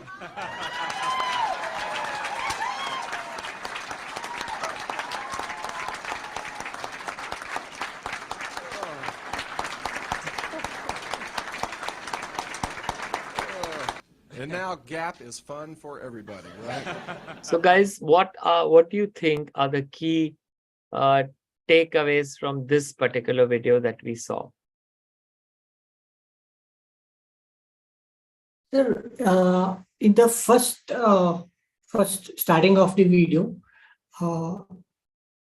actually he grabbed the attention of the people, first thing what he has done, and it was very innovative. It was not a regular operational in the flight. He started with NIM, and he aligned what he is going to tell the story. He aligned the people with him, and that is later appreciated by CEO as well. And in there also he has informed about the company financials, how it is going with the wrap.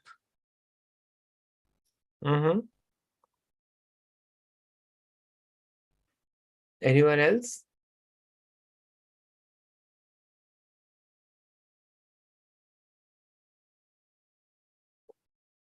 I think it was just very fun, and I'm sure the passengers would have enjoyed the flight. And next time when they book it, they would be like praying that they get the same flight attendant. But I just think it was like a good initiative from them, very impromptu, and he delivered the same message, the same safety messages, but just the mode of delivery was a bit different. Rather than the boring one, he shifted to a rap, so it made more impact. And I think it also like went viral maybe and created a brand awareness. And probably that created a message for the brand saying that they stand with the customers and they care for the customers. So probably that is a good brand image that he created. Right. At the end, he got appreciated for it as well in the annual meeting. Right. So does it talk about corporate culture? Yes, it does. Yeah. Because if the culture was bad, probably they could have sacked him, but instead they appreciated it. Right. Correct. So therefore, it talks about culture and empowering your people. And this is flight attendant. It went viral, but he took the risk of changing the norms. And he said, let's see what happens. Correct. If it had failed, he was ready for failure, not scared of it. Right. And when it went successful, the organization recognized it at the highest level, which is the AGM. So if you have a culture that promotes, if you have a culture that promotes uh, employees to be at their best, it really is great. Yeah, the other day I was flying Southwest just 2 days ago, and you're supposed to get in. It was a full flight, and when people get in, you only had aisle seats left. I mean, you had the center seats left. Okay.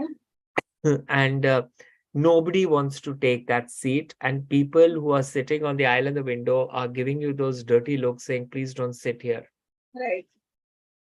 And that's when the captain announced, and he said, it's a full flight, it's a 2-hour flight, so here is an opportunity for you to make friends, give welcoming signals to people sitting with you. People, if you thought that you could sit by yourself and not look everybody, there's a change of plan. You have people now to choose. You can choose whether you want to talk to the person at the aisle or the window. And the way he sold it, the way he said it was so amazing that you could see people who already had seats change to a center seat, and all those who were standing were then sitting in the center seat. So people were welcoming them to sit there. Interesting. Wow. Yeah. So it was very different from what he otherwise would have said. And when the flight purser made his announcement, he said, don't ring or don't press or press the button that will, if you need any help, and that's here. And he said, I'm just saying that to you with a joking thing. Don't press it, because it'll mean I'll have to do a lot more rounds and runs, provided it is a realistic reason. Okay. So, that kind of affinity, engagement, fun, interaction is essential, and employees can only do that if they are empowered to do so. Absolutely. Yeah, and hence strategy, the success of strategy is the people, but the failure of strategy is also people, and that people is basically the organization culture. Absolutely. So if your culture is right, you can achieve everything. But if your culture is wrong, whatever good your plans are and strategies are, you will not be able to achieve it. There will have to be a compromise to achieve what you intend to achieve.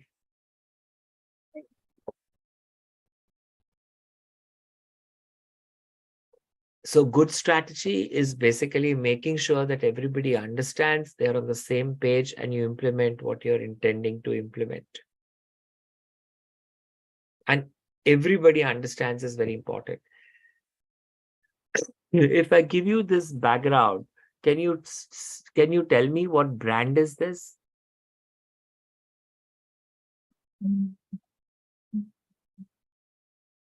This is Maruti. Okay. I'm not putting you into a breakout room because you're only three of us. So three of you. So we're going to just discuss it here.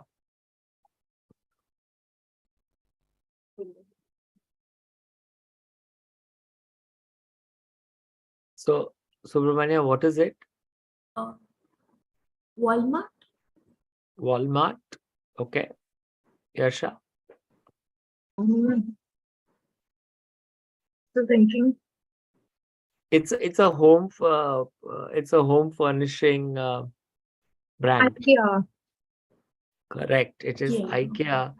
And the way IKEA has done strategy and adopted sustainability is absolutely amazing.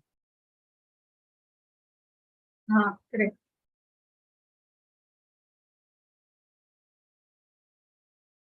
Carillon is a company, and what Carillon did and said was, look at that. They invested into businesses that were already bankrupt, and they said, we did it, and as a result of which, we had so many problems. And they said we did it because we did not have a coherent strategy. So it is because of a poor strategy that led to this failure. What about Maggie, guys? What do you think is the problem with Maggie?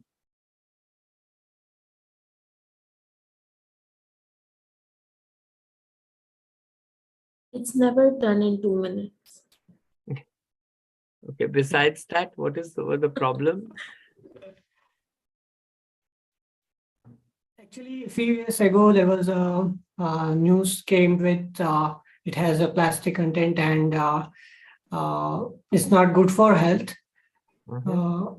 Later, they apologized for that and they come up again with new Maggie, but still the market is not completely not grabbed completely. Okay.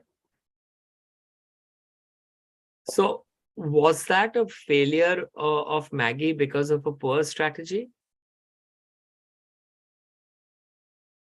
No, it was not actually. Why not?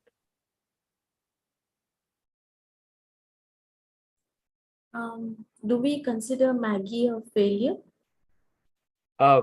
Not today, but when a few years ago.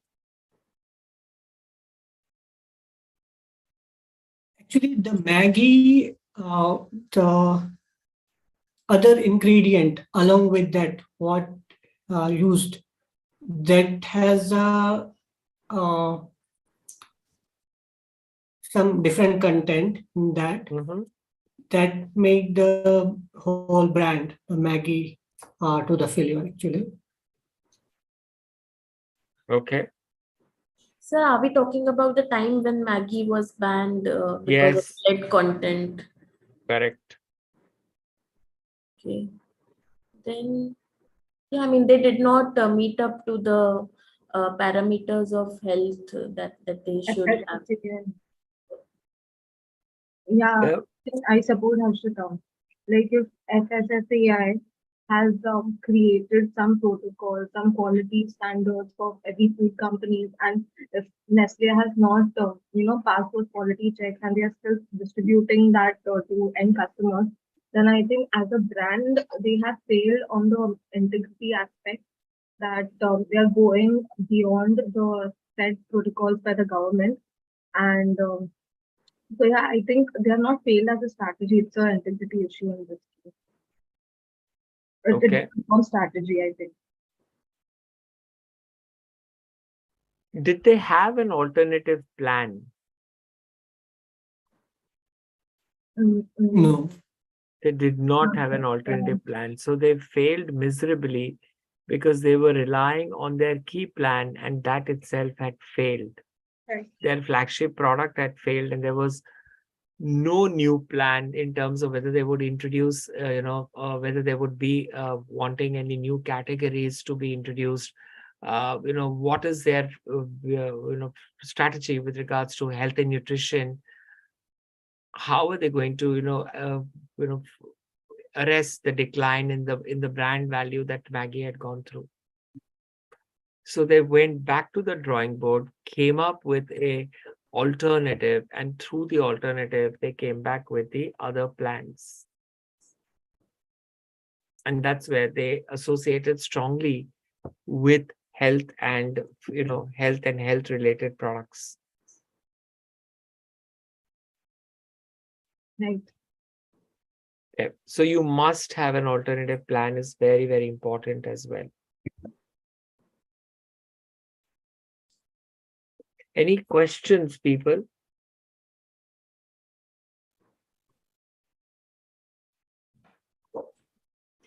No, nothing from my side.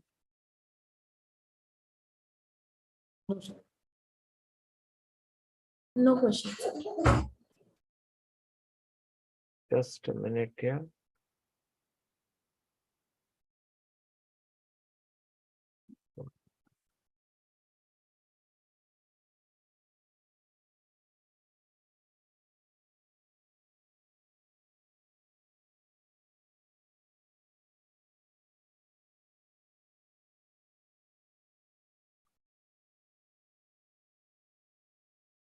Okay. Some reason. Okay, now it can be seen.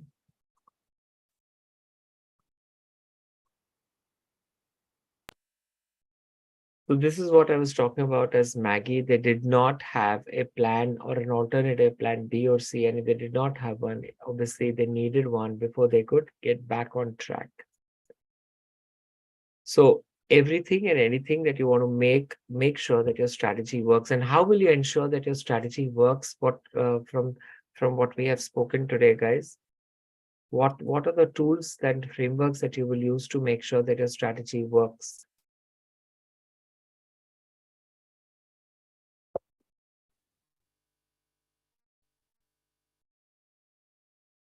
Yes.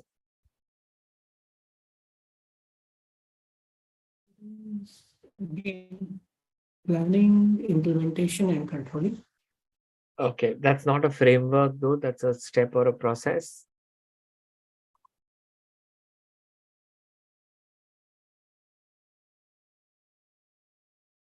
Yes.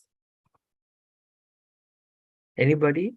What are the two frameworks that will help us ensure that our strategy is implemented or it's working? Balance, scorecard, and SMART. Yes, correct. The balance scorecard and the SMART objectives. Right, and those two things. Okay, any other takeaways from today, guys?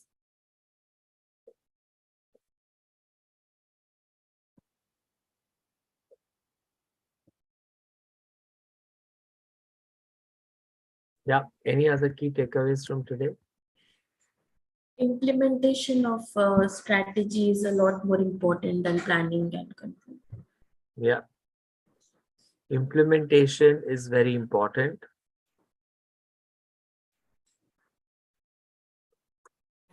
Also, the agility, the time of the implementation of the strategy. Right.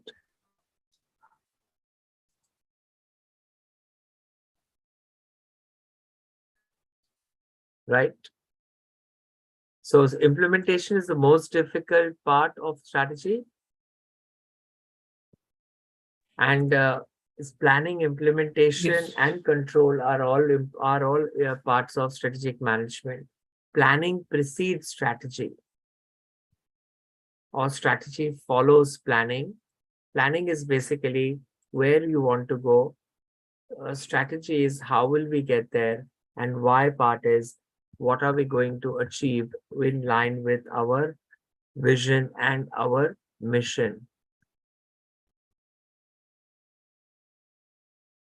Yeah.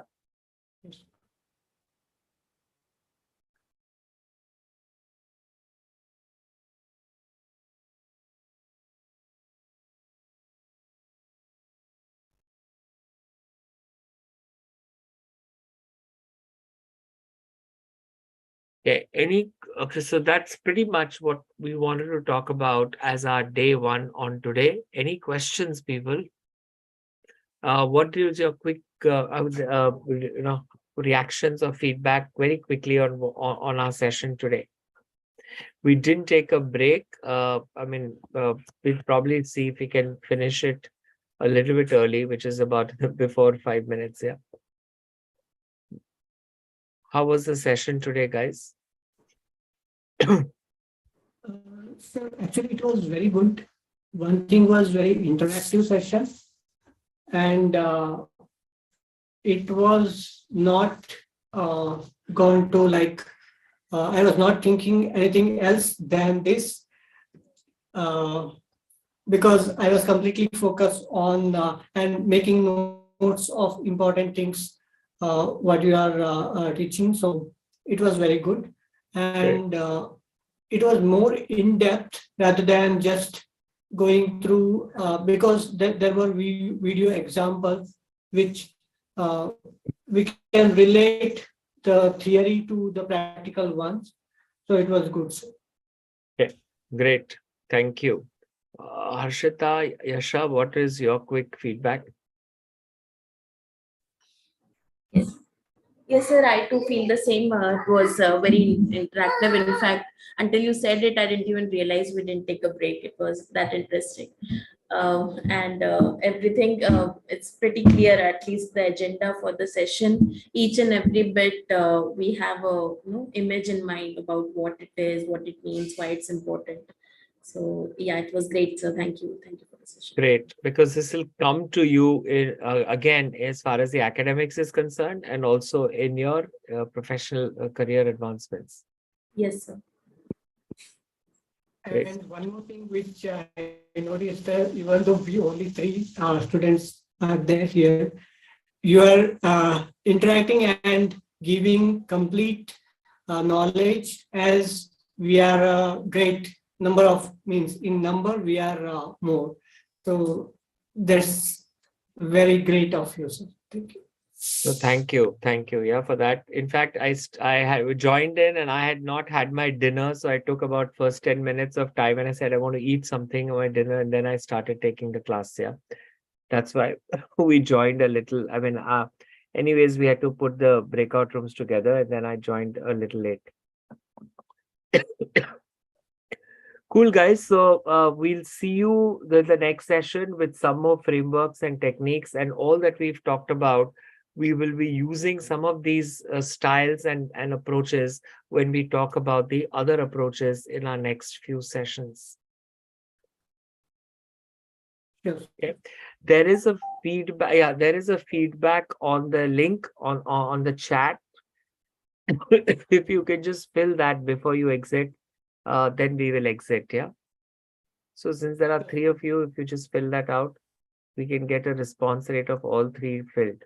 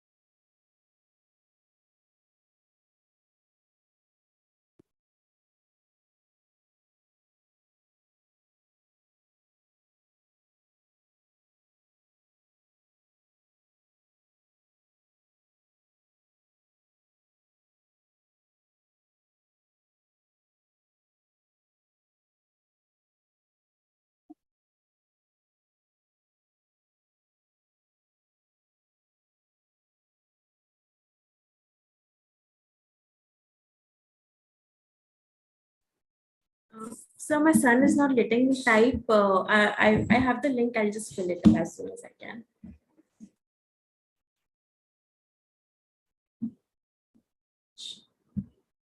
Please do that, Harshita. Yeah. Yes, sir, definitely. All right. Yeah, Professor, I have filled it.